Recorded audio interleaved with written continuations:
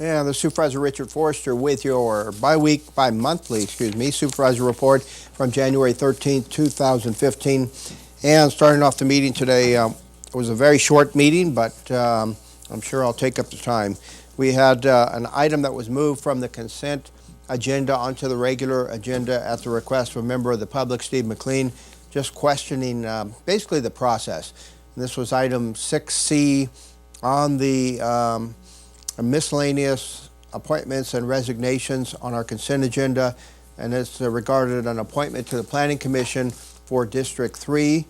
This appointment is made by the supervisor from the area, as all commissions and committee appointments that are required if they're in your district, as in my case in District 2, you make that appointment. Well, Lynn Morgan, coming in brand new, is making a change on Planning Commission and removing replacing, I should say, the existing Planning Commissioner on there, Ms. Denise Tober, with Carol Carlson.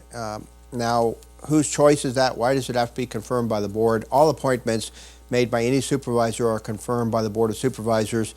It is always placed on the consent agenda. Nothing unusual about this. You hope that when someone makes appointments that they're going to be people that can work with other people and will help to build relationships. That remains to be seen, as it is with all appointments. So it's not my place to tell another supervisor what appointments they are to make or not make. So the board did approve that without any fanfare, and I think the process is well understood now.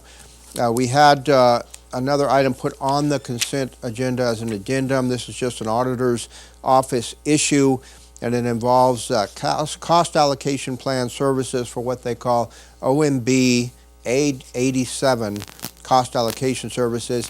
This is an agreement with MGT of America, which is a contractor out there. The issue is here that when the county goes out for grants, you are allowed to claim certain reimbursement for expenses on those grants. Usually the biggest ones are staff time that's involved. We cannot just figure out our staff time and give that to the federal or state grant underwriters. So in the process, we have to go out and hire an independent consultant. That independent consultant does a study. They come up with the rates to be charged back, and in that way it's all considered legal by the federal or state government that is managing the grant. Kind of a long process and cost the county money, but that's the way it has to be done to get reimbursement. We had Michael Sharp in from the Kirkwood Public Utilities District talking about the Kirkwood Out Valley project. This is running the underground line all the way up for power to Kirkwood. Along the way, they caught some people on the side. So the overall line is a 10 megawatt line. That line, out of that line, 7 megawatts will be reserved for Kirkwood, 3 megawatts for others. Kirkwood right now is 50% built out, so they're only using 3 megawatts. They intend to use another 3 before full build out. They'll have an extra megawatt for emergencies or for extra power in case something happens. The problem with that extra 1 megabyte, it cannot be used for growth inducing. All of the growth that's going to happen from this has been accounted for, so they'll work with that later. The project came in on time, on budget. We might want to hire Mr. Sharp for the county with a record like that, with a 9-year project, bringing it in on time, on budget. And no more power lines, no more diesel trucks going up the road, hauling diesel up to their generators. If you want to know more about that, you can go to our website and listen to it online. The other big issue on our board agenda was the McCallamy Watershed Interregional Sustainability Evaluation, or MOQWISE. This is a process that's been going on for about 1.5 years. They're getting to a decision phase this spring about projects. I think they have about 27 concept designs and descriptions in our board packet today.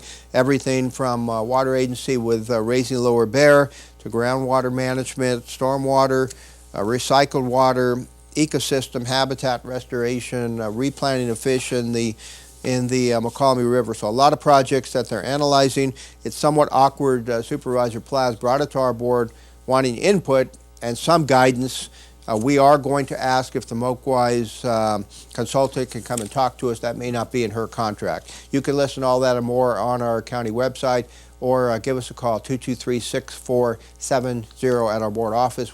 This Supervisor